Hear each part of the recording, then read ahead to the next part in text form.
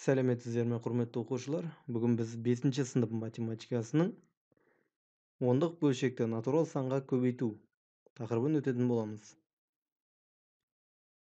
Бірінші мысал. 4,23 ондық бөлшегінің 5-ке көбейтіндісінің мәнін табайық.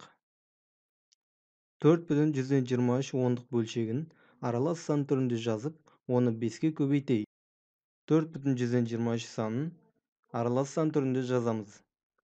Және оны ары қарай жай бөлшек түрінде жазған кезде көбейтуді орындауға болады.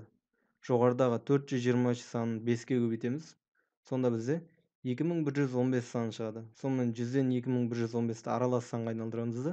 Одан кейін ондық бөлшекке айналдырғанда бізде 21,115 саны шығады. Яғни 4,123-ті 5-ке көбейтетін болсақ, бізде 21,115 саны шығады. Яғни үтірден кейін неше цифр болса, шыққан санда да үтірден кейін сонша цифр орналасқан болады. Қосылғыштарды баған түрінде жазып, қосындының мәнін табу.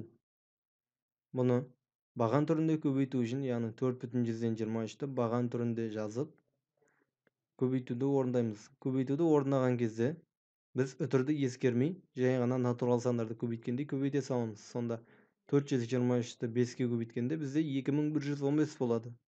Ал енді бастапқыда бізде үтірден кейін неше цифр орналасқан болса, шыққан санның да соңындағы 2 цифрдің алдына үтір қоямыз.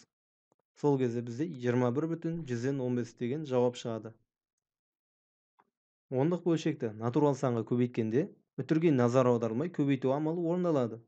Сонан соң ондық бөлшекте үтірден кейін неше цифр оңдық таңба болса, көбейтіндіде оң жақта сонша цифр оңдық таңба үтірмен ажыратылады.